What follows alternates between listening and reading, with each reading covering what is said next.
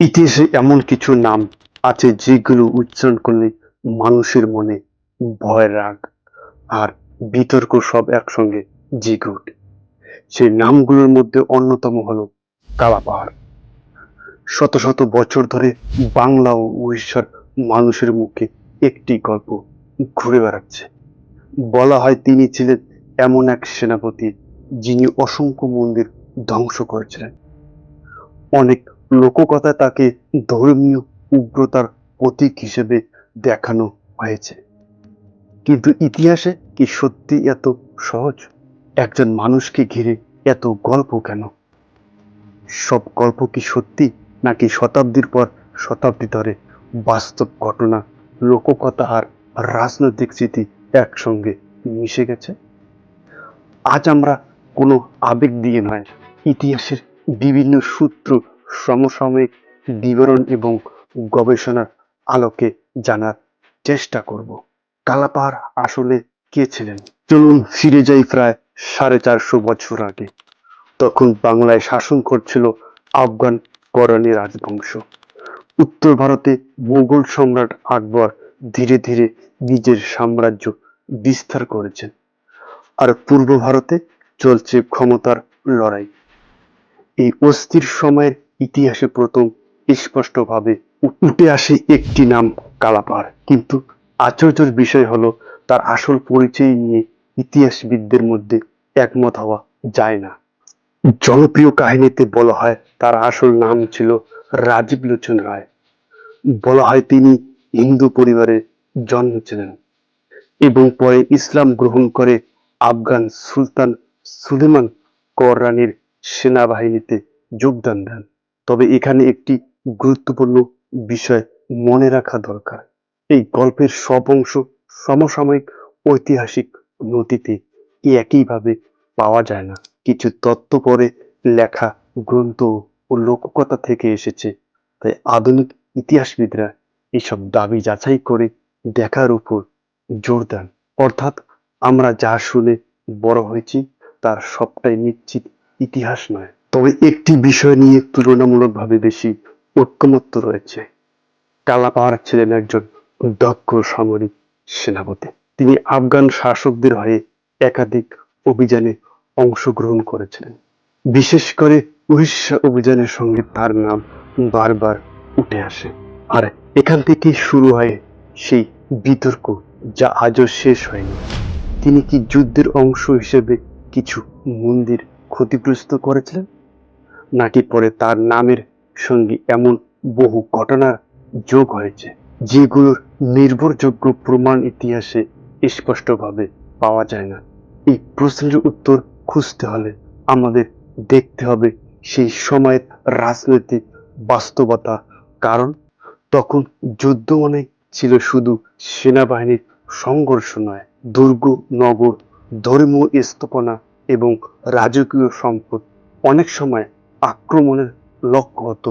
তাই কালাপাহাড়কে বোঝার আগে আমাদের সেই সময়টাকে বুঝতে হবে। তবে একটি বিষয় নিয়ে তুলনামূলকভাবে বেশি ঐকমত্য রয়েছে। কালাপাহাড় ছিলেন একজন দক্ষ সামরিক সেনাপতি। তিনি আফগান শাসকদের হয়ে একাধিক অভিযানে অংশ নিয়েছিলেন।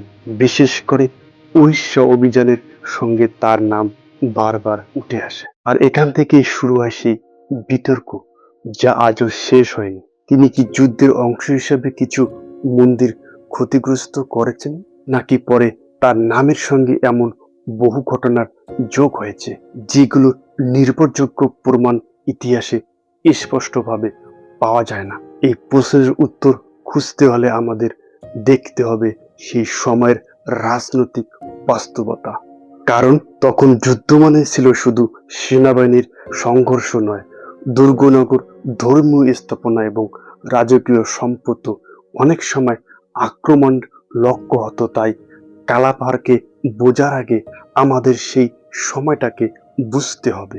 1560-এর দশকের শেষের দিকে পূর্ব ভারতের রাজনৈতিক পরিস্থিতি দ্রুত বদলাতে শুরু করে। আফগান শাসক সুলেমান কররানী তার সাম্রাজ্য আরো বিস্তৃত করতে চাইছিলেন। সেই সময় উড়িষ্যা ছিল একটি গুরুত্বপূর্ণ রাজ্য। কারণ শুধু সম্পদ নয়, রাজনৈতিক ও ধর্মীয় দিক থেকেও এর গুরুত্ব ছিল অনেক। এই সময়ের কালাপাহাড়কে সেই সেনাবাহিনীর গুরুত্বপূর্ণ অভিযানের দায়িত্ব দেওয়া হয় বলে বিভিন্ন ঐতিহাসিক সূত্রে উল্লেখ পাওয়া যায়। উড়িষ্যা অভিযানের কথা উঠলে একটি নাম সবার আগে আসে, জগন্নাথ মন্দির। পুরীর জনপ্রিয় কাহিনীতে বলা হয় কালাপাহাড় মন্দিরে আক্রমণ চালিয়েছিলেন এবং মন্দিরের অনেক ক্ষতি করেছিলেন। কিন্তু এখানে একটি গুরুত্বপূর্ণ বিষয় রয়েছে। ইতিহাসবিদদের মধ্যে এ নিয়ে মতভেদ আছে। কিছু সমসাময়িক ও পরবর্তী ঐতিহাসিক সূত্রে আক্রমণে উল্লেখ পাওয়া যায়, তবে আক্রমণের পরিমাণ কি, ধ্বংস হয়েছিল এবং ঠিক কিভাবে ঘটনাটি ঘটেছিল, এসব বিষয়ে সব সূত্রে একমত নয়। ইতিহাস গবেষণায় একটি নিয়ম আছে যে ঘটনার যত বেশি সমসাময়িক প্রমাণ থাকে সেই তত্ত্ব তত বেশি নির্ভরযোগ্য ধরা হয়। কালাপাহাড়কে নিয়ে সমস্যা হলো তার জীবনের বহু ঘটনা পরবর্তী শতাব্দীতে রেখাগ্রন্থ ও লোককথার মাধ্যমে আরো বিস্তৃত হয়েছে। তাই আজও গবেষকরা বিভিন্ন উৎস মিলিয়ে এই ঘটনাগুলো বোঝার চেষ্টা করেন। তবে একটি বিষয় নিয়ে অনেক ইতিহাসবিদ একমত, সেই সময় যুদ্ধ মানে শুধু সেনাবাহিনীর লড়াই ছিল না। রাজপ্রাসাদ, দুর্গ, মন্দির, সম্পদ সবই রাজনৈতিক ক্ষমতার প্রতীক হিসেবে দেখা হতো। তাই অনেক অভিযানে ধর্মীয় স্থাপনাও ক্ষতিগ্রস্ত হয়েছে। এই প্রেক্ষাপট না বুঝলে ষোড়শ শতকের ঘটনাগুলোকে বর্তমান সময়ের দৃষ্টিভঙ্গি দিয়ে বিচার করলে ভুল বোঝাবুঝি তৈরি হতে পারে। কিন্তু এখানে আরেকটি প্রশ্ন উঠে আসে, যদি কালাপাহাড় শুধু একজন সেনাপতি হন, তাহলে শত শত বছর পরেও তার নামে এত ভয় আর বিতর্কের সঙ্গে জড়িয়ে আছে কেন? বাংলা ও উড়িষ্যার লোককথায় তিনি আজও এত শক্তিশালী একটি চরিত্র। এই প্রশ্নের উত্তর লুকিয়ে আছে শুধু যুদ্ধে নয়, মানুষের স্মৃতি, লোককথা এবং ইতিহাস কিভাবে প্রজন্ম থেকে প্রজন্মে বদলে যায় সেই গল্পে আমি আপনাদের জানাবো। ইতিহাসের সবচেয়ে বড় সমস্যা হলো প্রতিটি ঘটনার শুধু একটি গল্প থাকে না। একই ঘটনাকে একজন বিজয় হিসেবে লেখেন, আরেকজন লেখেন পরাজয় হিসেবে। কেউ একজনকে নায়ক বানান, আবার কেউ একই মানুষকে খলনায়ক বলে মনে করেন। কালাপাহাড়ও ঠিক এমনই একটি চরিত্র। আজও তার নাম শুনলেই মানুষের মনে ভিন্ন ভিন্ন প্রতিক্রিয়া দেখা যায়। কিন্তু একজন ইতিহাস গবেষকের কাজ আবেগ দিয়ে বিচার করা নয়, তার কাজ হলো কোন তথ্যের প্রমাণ আছে আর কোনটি পরে যোগ হয়েছে সেটা খুঁজে বের করা। ইতিহাস থেকে যতটুকু জানা যায় তাতে কালাপাহাড় ছিলেন আফগান কররানী শাসকদের একজন গুরুত্বপূর্ণ সেনাপতি। উড়িষ্যা অভিযানে তার অংশগ্রহণের উল্লেখ একাধিক ঐতিহাসিক উৎসে পাওয়া যায়, কিন্তু তার নামে প্রচলিত প্রতিটি ঘটনার পক্ষে সমান শক্তিশালী প্রমাণ নেই। সময়ের সঙ্গে সঙ্গে ও লোককথা, আঞ্চলিক স্মৃতি এবং ধর্মীয় বর্ণনায় তার চরিত্রকে আরো বড় ও বিতর্কিত করে তুলছে। তাই ইতিহাস পড়ার সময় একটি বিষয় সবসময় মনে রাখতে হয়, জনপ্রিয় গল্প আর যাচাই করা ইতিহাস সবসময় এক জিনিস নয়। একটা প্রশ্ন ভাবুন, যদি কালাপাহাড় সত্যি এত বড় সেনাপতি হয়ে থাকেন, তাহলে কেন তার নাম নিয়ে এত বিতর্ক? এর কারণ হতে পারে তিনি এমন একটি সময় বেঁচেছিলেন যখন ভারতবর্ষে একের পর এক যুদ্ধ, ক্ষমতার পরিবর্তন এবং রাজনৈতিক সংঘর্ষ চলছিল। যুদ্ধের সেই ইতিহাস মানুষের মনে শুধু ঘটনা হিসেবে নয়, স্মৃতি হিসেবেও রয়েছে। আর সেই স্মৃতি প্রজন্মের পর প্রজন্মে গল্পে রূপ নিয়েছে।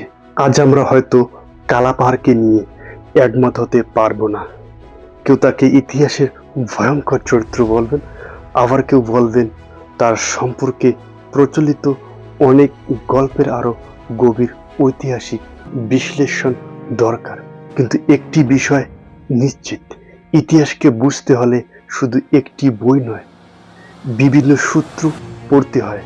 কারণ ইতিহাস কখনো সাদা কালো নয়, ইতিহাসের মাঝখানে সবসময় কিছু ধূসর অংশ থেকে যায়। কালাপাহাড়ের আসল ইতিহাস হয়তো আজও পুরোপুরি জানা সম্ভব নয়, কিন্তু একটি বিষয় আমাদের শেখায়, কোনো ঐতিহাসিক চরিত্রকে বিচার করার আগে তার সময়, পরিস্থিতি এবং নির্ভরযোগ্য প্রমাণকে বোঝা জরুরি। ইতিহাস শুধু অতীতের গল্প নয়, ইতিহাস আমাদের শেখায় কিভাবে একটি ঘটনা সময়ের সঙ্গে সঙ্গে বদলে যায়, আর কিভাবে একটি মানুষের পরিচয় শত শত বছর ধরে নতুন নতুন ব্যাখ্যা পায়। আপনার মতে কালাপাহাড়কে আমরা কিভাবে মনে রাখব? একজন সেনাপতি হিসেবে, নাকি ইতিহাসের সবচেয়ে বিতর্কিত চরিত্রদের একজন হিসাবে? আপনার মতামত কমেন্টে লিখে জানাতে ভুলবেন না। পরবর্তী ডকুমেন্টারিতে আবার দেখা হবে। ভালো থাকবেন, সুস্থ থাকবেন।